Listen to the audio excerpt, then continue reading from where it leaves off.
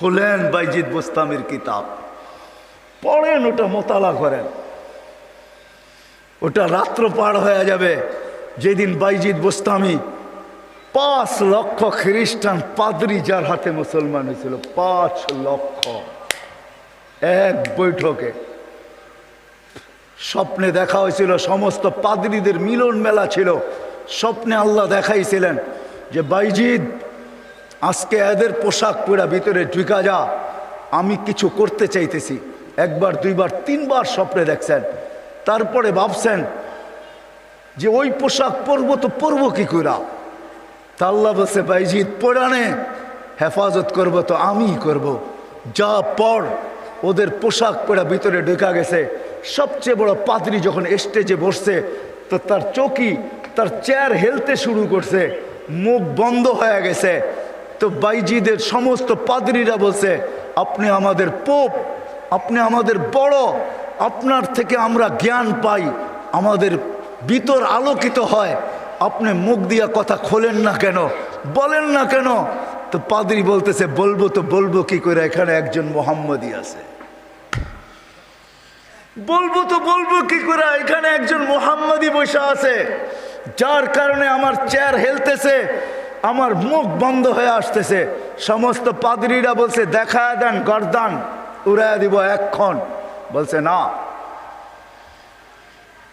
জুরুম আসছে বিদায় এটা কোনো দোষণীয় না, এই জন্য গর্দান উড়াইয়া দিবে এটা হয় না। আমি একে পরীক্ষা করব, যদি এ পাশ করে তাহলে ছেড়া দিব, আর যদি পাশ না করে তাহলে আর গর্দান উড়াইয়া দিব। 62টা প্রশ্ন করছিলেন, 62টা। কয়টা? কয়টা? কয়টা? 62টা বলার সময় আমার কাছে নাই, একটা বুঝলাম 62টার ভিতরে। বলছিল কুকুর ঘেউ ঘেউর ভিতরে কি বলে। 62টা যখন পুরা বলা দিছেন তো জিজ্ঞাসা করছে আমি সত্য বলছি? তো পাদ্রী বলতেছিল সাদাক্তা, তুই সত্য বলছ। বলে তুমি 62টি প্রশ্ন করছো, আমি একটার জবাব, প্রত্যেকটার জবাব দিছি, আমি তোমাকে একটা প্রশ্ন করব, জবাব দিবে? বলে পড়ো, করো প্রশ্ন। বলে আকাশ আর জান্নাতের চাবি কি? আকাশ আর জান্নাতের চাবি কি? বড় পাদ্রী চুপ হয়ে বসে গেছে। 5 লক্ষ পাদ্রী ধরছে যে 62টার জবাব দিছে, আপনি একটার জবাব দিবেন না, তো দিবেন না কেন? বলছে আমি জবাব জানি, দিলে তোমরা আমাকে মানবে না, মানবে এটা আগে বলো। বলছে অবশ্যই আপনি আমাদের বড় পোপ, যা বলবেন আজকে তাই মানবো। বলে জান্নাত আর আকাশের চাবি হইল লা ইলাহা ইল্লাল্লাহ মুহাম্মাদুর রাসূলুল্লাহ। 5 লক্ষ একবারে মুসলমান হয়েছে ওই বাইজিদ বোস্তামি রহমতুল্লাহ আলাইহির হাতে। হায় হায়, আবু হানিফার জানাজা দেখা 90,000 খ্রিস্টান মুসলমান হয়েছে। জানাজা দেখা, মুর্দা দেখা। ইমাম তাইমিয়ার জানাজা দেখা 50,000 খ্রিস্টান মুসলমান হয়েছে। আহমদ ইবনে হাম্বল রহমতুল্লাহ আলাইহি জানাজা দেখা 60,000 খ্রিস্টান মুসলমান হয়েছে। শুধু শুধু আহমদ ইবনে হাম্বল রহমতুল্লাহ আলাইহি বলেন নাই, আমাদের জানাজা আমাদের সততার প্রমাণ। আমাদের সততার প্রমাণ হলো যে আমরা যে সত্য, এটার প্রমাণ হলো আমাদের জানাজা। 60,000 খ্রিস্টান মুসলমান হয়েছে মুর্দা দেখা। জিন্দা অবস্থায় কতটি হয়েছে আল্লাহ জানে। তো যেটা আমি বুঝাইতেছিলাম, ওইখানে আছে কুকুর কি বলে বলো। প্রথম শুরু করছে 1 বলো যেটার 2 নাই, 2 বলো যেটার 3 নাই, 3 বলো যেটার 4 নাই, 4 বলো যেটার 5 নাই, 5 বলো যেটার 6 নাই, 6 বলো যেটার 7 নাই। এরকম 62টা প্রশ্ন করছেন। 62টা প্রশ্নের জবাব দিয়েছেন বাইজিদ বুস্তামি রহমতুল্লাহ আলাইহি। আর বাইজিদ এমনি হয় নাই। ওনার আব্বা ছিলেন না। কাহিনী আমি অন্যদিকে চলে যাব। আমরা তো ছেলে পেলেকে বানাইতে চাই না, মাও আজকে বানাইতে চায় না, বাপও বানাইতে চায় না। আমরা বানাইতে চাই দুনিয়ার এডুকেটেড। রাগ হয় না, পায়ে হাত পড়ি। আপনি সাধারণ শিক্ষায় শিক্ষিত করতে চান, ঠিক না? জেনারেল শিক্ষার মানে কি? ডিকশনারিতে কি লেখা আছে জেনারেলের অর্থ বলো? যারা কলেজে পড়ছেন, স্কুলে পড়ছেন, বলেন জেনারেলের অর্থ কি? সাধারণ। সাধারণ কোনোদিন গৌরবের বিষয় হয় না। সাহাবাদের কাছে অসাধারণ ছিল, এই জন্যই তো ম্যাককে অনুগত্য করতে পারতেন। এই জন্যই সমুদ্রের উপর দিয়ে ঘোড়া দৌড়াইতে পারতেন। এই জন্যই তার বিহীন, প্রযুক্তিবিহীন 3000 কিলোমিটার দূরে কথা বলতে পারতেন, পাহাড় দেখাইতে পারতেন। সারিয়াতাল জাবাল, অসাধারণ বিদ্যা, এরা বিদ্বান ছিল। আমরা তো সাধারণ বিদ্বান হই, গৌরবের আর শেষ থাকে না। আমরা এডুকেটেড, আমরা জেনারেল শিক্ষায় শিক্ষিত। রাগ হয়ে যাবেন? একটা উদাহরণ দিই। আমাদের অবস্থা এরকম, এক ব্যক্তি জাপান থেকে গাড়ি কিনে আনছে, তো গাড়ির 3 দিকে জাপানি ভাষায় বড় বড় অক্ষরে লেখা। তো সে মনে করছে অনেক কিছু ভালো কথা লেখা হবে, বিদায় এটা কিনার পরে আর মুছে নাই, না মুছেই চালাইতেছে, লেখাটা আর মুছে নাই। একটা ক্রেডিটও তো আছে, ঠিক না? সামনের গ্লাসে তো লেখা যায় না, 3 দিকে লেখা, এটা চালাইতেছে। তো কোনো জাপানিজ আসছে বাংলাদেশে, তো ও আরেক গাড়ি দিয়া যাইতেছে, তো দেখতেছে ওই লেখা গাড়িটা সামনে দিয়া যাইতেছে, 3 দিকেই লেখা। তো মুস্কি মুস্কি হাসতেছে। তর্জমান জিজ্ঞাসা করতেছে, তুই হাসিস কেন? কই সামনের গাড়িটা দেখে হাসি। কই কেন, কি এটার ভিতরে? কই যে 3 দিকেই তো লেখা, ও মোছে নাই কেন এটা? কই তা তো বলতে পারবো না, ও এটাকে ক্রেডিট মনে করছে, জাপান থেকে লেখা আসছে, এত সুন্দর লেখা, এটা মুছার আর কি দরকার? আমি চালাই না, আমার মতো লেখাওয়ালা গাড়ি তো বাংলাদেশে একটাও নাই, ঠিক না? একটা বাবতও আছে, ঠিক না? পৃথকত্ব তো আছে আমার একটা। তো বলে যে এইটা দেখে হাসতেছি কেন জানিস? এই গাড়ির ভিতরে লেখা আছে তরকারি বেচার গাড়ি। কি লেখা আছে? পিছনেও লেখা তরকারি বেচার গাড়ি, ডাইনেও লেখা তরকারি বেচার গাড়ি, বামেও লেখা তরকারি বেচার গাড়ি। খালি সামনের গ্লাসে লিখতে পারে না, তাইলে লুকিং নষ্ট হয়ে যাবে, কেমনে দেখবে আর কেমনে চালাবে। আমরা আজকে সাধারণ শিক্ষায় শিক্ষিত হয়ে আমরাও গৌরব করতেছি, আমরা বড় এডুকেটেড। সাহাবা অসাধারণ শিক্ষায় শিক্ষিত ছিল। এটা আমার বোঝানোর ইচ্ছা না। বাইজিদ বুস্তামি রহমতুল্লাহ আলাইহ মার কোরবানির কারণে উনি বাইজিদ হয়েছেন, ওই কাহিনীর দিকে নিয়ে যেতে চাই না আপনাদেরকে। আমার হাতেও সময় নাই যে আমি ওই দিকে নিয়ে যাব। উনি ছোট বয়সে বাপ মারা গেছে, মা পরের বাড়িতে কাজ করতেন। 2 দিন পরে ভাবছেন, আমি যদি এইভাবে ছেলেটাকে কোথাও না দিতে পারি তাইলে আমার ছেলেটা হারায়া যাবে। আমি তো মা পরের বাড়িতে কাজ করি। খুঁজতে খুঁজতে এক আল্লাহওয়ালার সন্ধান পাইছেন।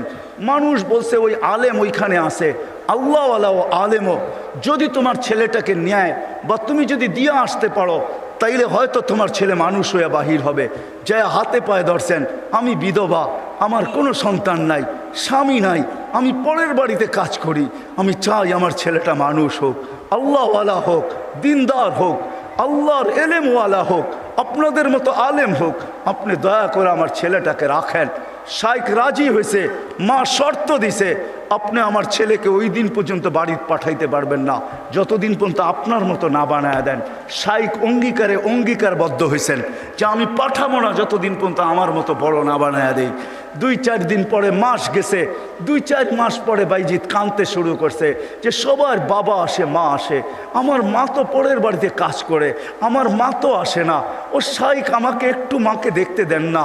তো শাইখ বলছে, তোমার মার সাথে আমি ওয়াদাবদ্ধ, আমার মতো না বানানো ব্যতীত তোমাকে পাঠাবো না। বলছে না, আমি মাকে দেখতেই চাই। ছোট কচি বাচ্চা, শাইখ তার দিল ভাঙতে চান নাই। একদিকে ছুটি না দিলে বাচ্চার দিল ভেঙা যায়, যেটা মেড ইন আল্লাহ। আরেকদিকে ছুটি দিলে মার অঙ্গীকার ভেঙা যায়। শাইখ তখন বলছেন, বেটা ছুটি দিতে পারি, এতগুলো সবক যদি তুই আজকে আমাকে শুনাইতে পারিস, কোরআনের এতটুকু যদি মুখস্থ শুনাইতে পারিস। বাইজিদ বুস্তামি কোরআন নিছেন, হাত উঠায়া দিছেন, মালিক মাকেই তো দেখতে যাব, কোরআন তো দিলের ভেতরে তুই জমায়া দিবি, তুই না দিলে তো আমি মুখস্থ করতে পারবো না। চোখের পানি, কচির ঠোঁটের পানি ছেড়া দিয়া বাইজিদ যখন হাত তুলছেন, পৃষ্ঠা উল্টাইতে ছিল কথা। কোরআন যেন ভিতরে যেরকম আমরা আমাদের মোবাইলের ভিতরে নেই, ব্লুটুথের মাধ্যমে, শেয়ার হিটের মাধ্যমে, হোয়াটসঅ্যাপের মাধ্যমে সে পৃষ্ঠা উল্টাইতে ছিল, কোরআন তার ভিতরে গাঁথতে ছিল। যতটুক সবক শাইখ দিছে এর চেয়ে বেশি যায় বলছে শাইখ রেডি হয়ে গেছে। বলছে তুমি এটা মুখস্থ করলা তো করলা কি কইরা? মুচকি হাসি দিয়া বলছে, শাইখ কালাম যার সে বসায়া দিছে। তো শাইখ বুঝছে এটা কোনো সাধারণ ছেলে না, ছুটি দিছে, বাড়িতে গেছে, দরজা খটখটাইছে। মা জিজ্ঞাসা করছে ভিতর থেকে কে? বলছে বাইজিৎ। বলছে না, আমার বাইজিৎ আসতে পারে না। আমি তো শাইখকে বলে আসছি বাইজিৎ ওই পর্যন্ত আসবে না, যেই পর্যন্ত শাইখের মতো না হয়, আল্লাহওয়ালা না হয়, আমার বাইজিৎ আসবে না। তুমি আমার বাইজিৎ হতে পারো না। মা দরজা খোলেন নাই। মাও এরকম ছিল। এই জন্যই তো বলে মা যদি ফাতেমা হয় তো সন্তান হাসান হোসাইনি হয়, মা যদি ফাতেমা হয় তো সন্তান আব্দুল কাদের জিলানি হয়। মা যদি এরকম হয় তাইলে ছেলেও বাইজিৎ বুস্তামি হয়। বাইজিৎ ফিরে আসছে, এসে বলছে শাইখ আমাকে আর ছুটি দিবেন না। আম্মা দরজা খোলেন নাই।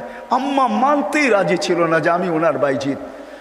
একাধারে যখন 1 বছর 2 বছর 12 বছর কেটে গেছে, তার পড়া কমপ্লিট হয়ে গেছে। 18 বছর বয়সে যখন শাইখ বাইজিৎ বুস্তামি উপনীত হয়েছেন, পড়া কমপ্লিট, রাত্রে তাহাজ্জুদ পড়তেছেন, সেজদায় যখন কাঁদতেছেন, পড়া কাঁদতেছে, শাইখ ঘুমাইতেছে, আল্লাহর রসুল স্বপ্নে আসছেন। আর আয়সা বলতেছে ওঠো বাইজিৎকের কাছে যাও, তোমার মাথার পাগড়ি বাইজিৎকে পড়াও, আমরা বেলায়েতের পাগড়ি বাইজিৎকে আজকে পড়াইতে চাই। বাইজিৎকে বলো সে যেন কাজ যায় শুরু করে। কমপ্লিট হয়ে গেছে, যাও। তার মা তার জন্য অপেক্ষা করতেছে।